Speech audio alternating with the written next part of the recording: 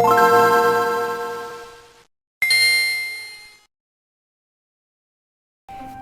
everybody, just want to get back to a couple of blasts! Sure. In the last part, we freaking did poems. And I'm pretty sure we successfully got to Yuri's route. Pretty sure. So now, we're going to be continuing from that point on. And apparently there's already an autosave feature from that point forward. So, let's get to it. Hi again, MJ Sonic. Glad to see you didn't run away from us. Run away on us. Ha ha ha. Nah, don't worry. This might be a little strange for me, but at least you kept... This might be a little strange for me, but at least I kept my word. Well, I'm back. Well, I'm back at the Literature Club. I was the last to come in, so everyone's already hanging out. Thanks for helping keep your promise, MJ Sonic. I hope this isn't too overwhelming of a commitment for you. Making you dive headfirst into literature when you're not accustomed to it. Oh, come on! Like he deserves any slack. Sorry, you told me you didn't even want to join any clubs this year. I'm gonna hurt my voice so bad after this freaking series. And last year too. I don't know if you even plan on just to come here and hang out or what. But if you don't take us seriously, then you won't see the end of it. Natsuki, Natsuki, you certainly have a big mouth for someone who keeps her manga collection in the club room.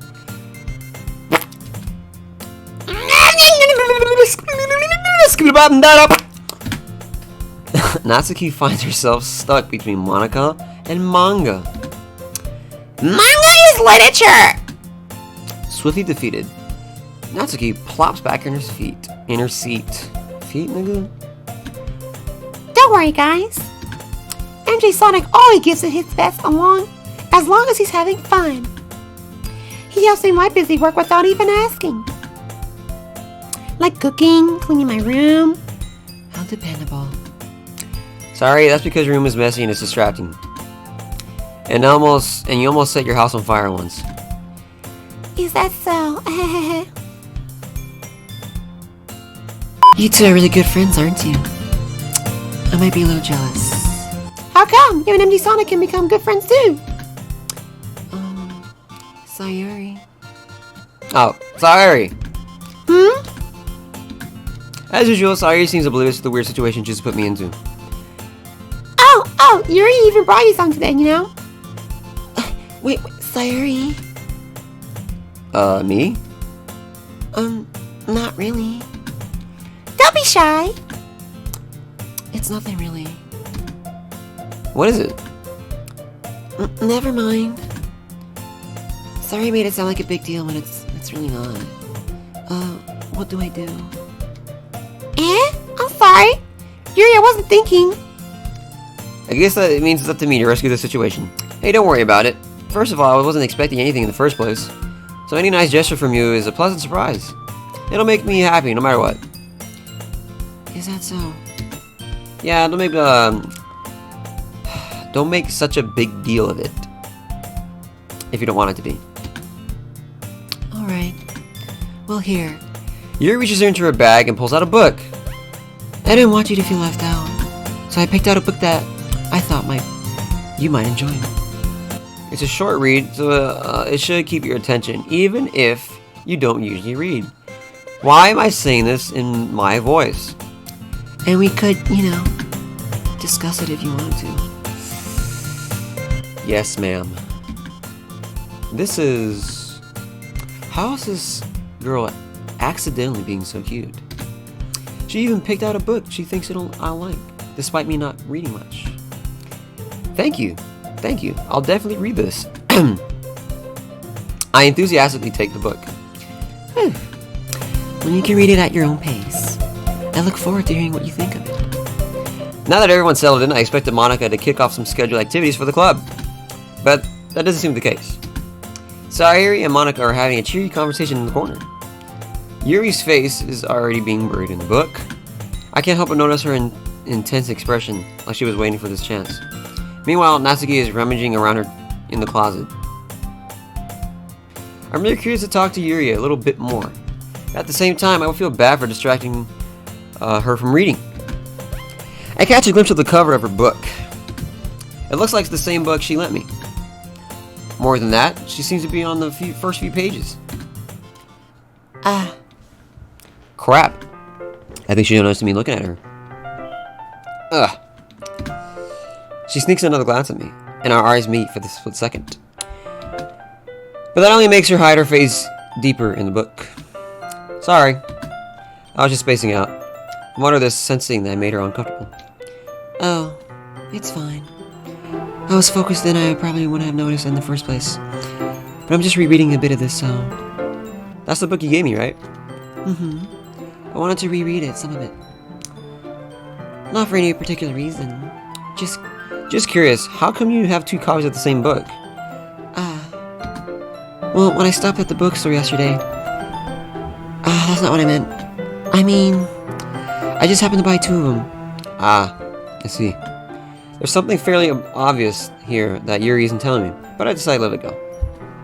I'll definitely start reading it soon. I'm glad to hear. Once it starts to pick up, you might have a hard time putting it down. It's very engaging and relatable story. Why the f*** do you look so cute? Is that so? You know, yeah, that actually scared me. The whole OBS froze for a second. I thought the video was corrupt, but no, it's fine. What's it about anyway? Oh, I didn't even. Well,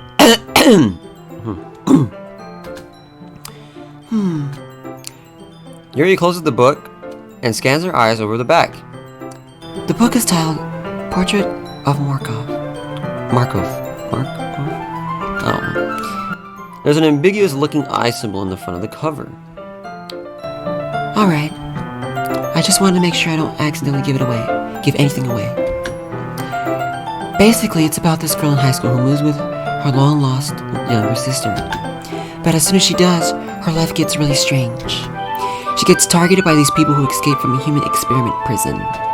And while her life is in danger, she needs to desperately choose who to trust. No matter what she does, she ends up destroying most of her relationships, and her life starts to fall apart. That's kind of dark, isn't it? Yuri made it sound like it was going to be a nice story. So dark turn came.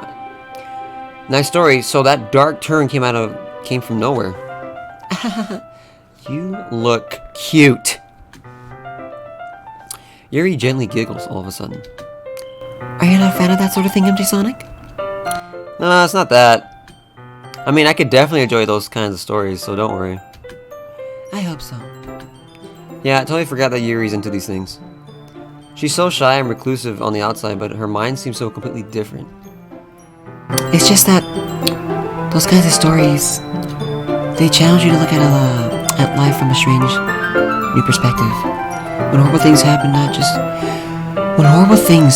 just because someone wants to be evil, but because they have their own goals or their own philosophy that they believe in. Then suddenly, when you thought you related to the protagonist, they're made of... Holy crap, nigga, you can't read. They made out to be the naive one for letting their one-sided morals interfere with the villain's plans. I'm rambling, aren't I? Not again.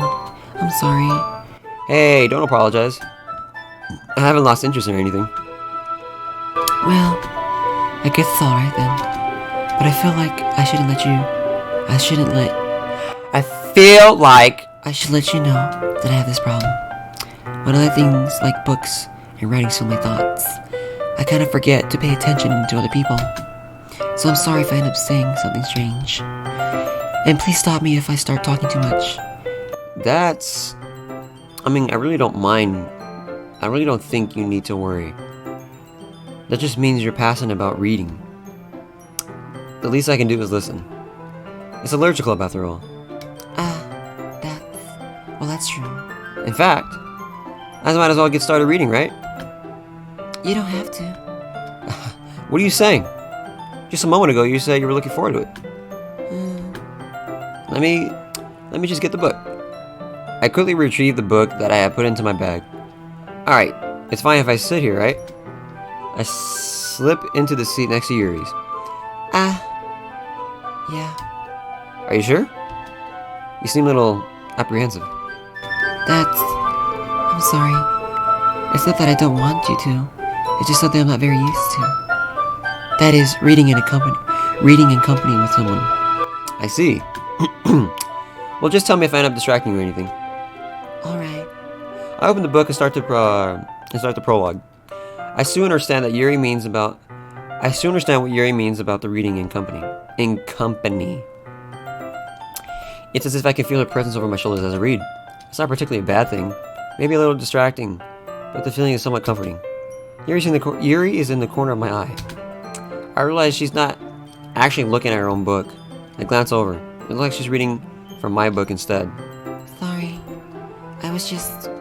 Yuri, you really apologize a lot, don't you? I do? I don't mean to. Sorry. I mean... Ha ha ha. Here, this should work, right? I slap my desk up against Yuri's, then hold my book between the two of them. I suppose so. Yuri timidly closes her own copy. Once we lean in a little bit, our shoulders are almost touching. It feels like my left arm is in the way, so instead I use my right hand, to hold the book open. Dang. I guess that makes it kind of difficult to turn the page. Here. Oh. Here.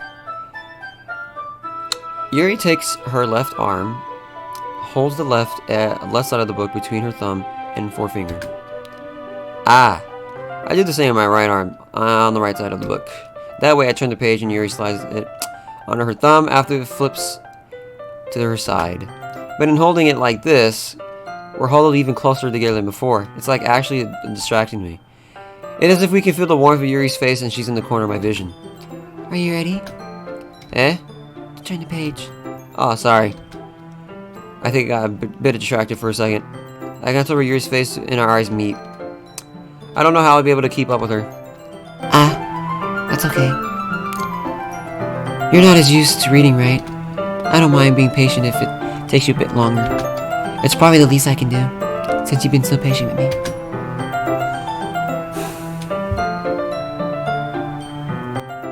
Why can't Yuri be real? Thanks. We continue reading. Yuri no longer asks me if I'm ready to turn the page. Instead, I just assume that she finishes the page before me, so I turn my own violation? Probably. We continue the first chapter in silence. Even so, turning each page almost feels like an intimate exchange. My thumb gently let go of the page, letting it flutter over her side as she catches it under her thumb. Hey Yuri, this might be a little silly thought, but the main character kind of reminds me of you a little bit. You think so? How does she? Well, I guess she's more blunt in a lot of ways, but she also second guesses a lot of the things that she says and does. Like she's afraid she'll do something wrong.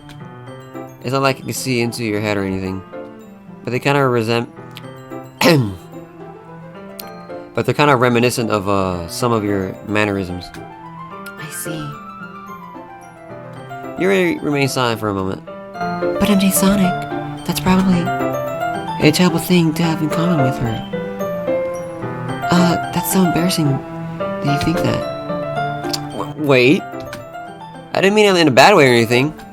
Sorry, I really didn't know you were self-conscious about that sort of thing.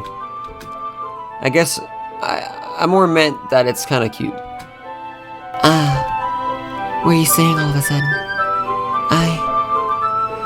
Okay, everyone! I think it's about time we share today's poems with each other. We might not have enough time if we wait too long. Yuri's excels spared from finishing her thought. Is that alright? Is that alright, Yuri? You look kinda down. I'm sorry if you haven't been looking forward to this. It's not. It's fine. Yuri releases her hand from the book, causing it to close on top of my thumb. Alright, I guess I'll do some more reading tonight. Or would you prefer I only read with you? guess I don't have too much of a preference either way. In that case, I'll read a little bit more tonight. It'll be more fun to read with you after it picks up a bit, you know? That's a good reasoning. In that case, feel free to finish the first 2 chapters on your own time. Alright. I stand up. I make a mental note of where I left off in the book, then slip it back into my bag.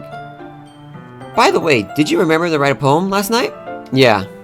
My relaxation ends. I can't believe I agreed to something so embarrassing. I couldn't really find inspiration since I've never really done this before. Well, now that everyone's ready, why don't you find someone to share with? I can't wait! Sayuri and Monica enthusiastically pull out their poems. Sayuri is on a wrinkled sheet, on a loose leaf torn from a spiral notebook. On the other hand, Monica wrote hers in a composition notebook. I can already see Monica's pristine handwriting from where I sit. Natsuki and Yuri reluctantly comply as well, reaching into their bags. I do the same myself. Who should I show my first poem?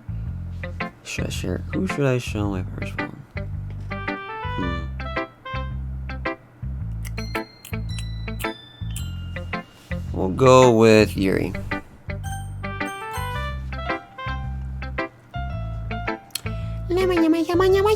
Yuri seems most experienced, so I should start with her. I could trust her opinion to be fair.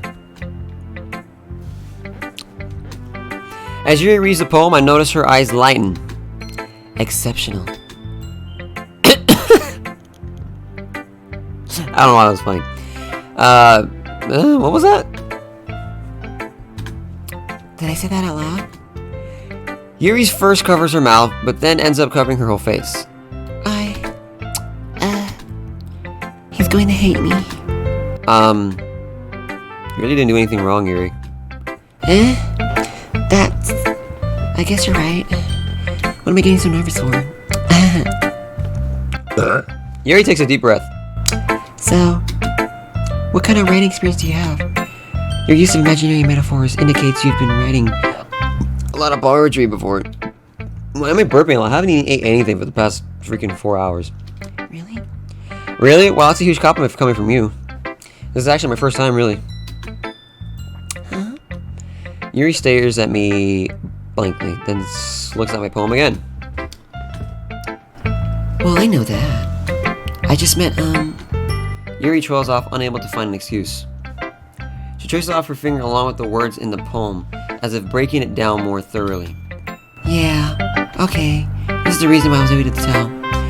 It's just that there are specific writing habits that are usually typical of new writers. And having been through that myself, I kind of learned to pick up on them. I think the most noticeable thing I've recognized in new writers is that they try to make their style very deliberate. In other words, they tend to pick up writing. I keep moving because this microphone is in the way. Maybe I'll just put it right here. Yeah.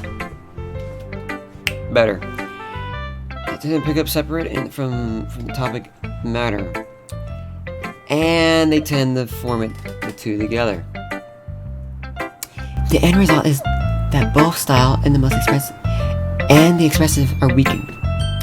Once Yuri finds her train of thought, it's as if her demeanor totally changes.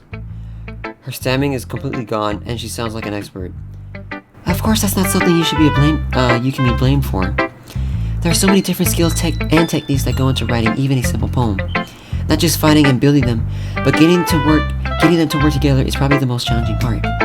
It might take you some time, but it all comes with practice and learning by example and trying new things. I hope that everyone else in the club gives you a valuable feedback. Natsuki can be a little bit biased though. Biased? How? Well, never mind. I shouldn't be talking about people like that. Sorry. It's fine. I'm not sure if Yuri's apologizing to herself, to me, or to Natsuki. Do you mind if I read your poem now? Please do. I'd love to share my thought process behind it. Yuri smiles dreamily, as if it's a rare opportunity for her.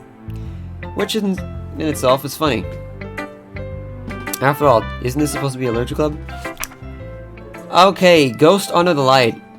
The tendrils of my hair illuminate beneath the amber glow. bathing. It must be this one. The last remaining streetlight to have withstood the test of time.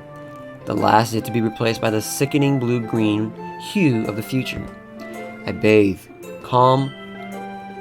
Breathe? I can't read cursive most of the time. Breathing air of the present, but living in the past. The light flickens. I flicker back. I'm sorry. I have such terrible handwriting. Nigga. You do not have terrible handwriting. Crap, we're already going on 20 minutes. What? I wasn't thinking of that at all. But it took you a long time to read. We're gonna save it right here. Well, that's it for this part, ladies and gentlemen. I hope you guys liked it. I'm enjoying this so far, honestly. Like, I love replaying games, and it's been a while since I last replayed this. So I'm gonna end it right here. And yeah, I pray that you have a blessed day, and I'll see you guys next time. And I cannot wait to see what happens next. But yeah, see you guys in the next zone.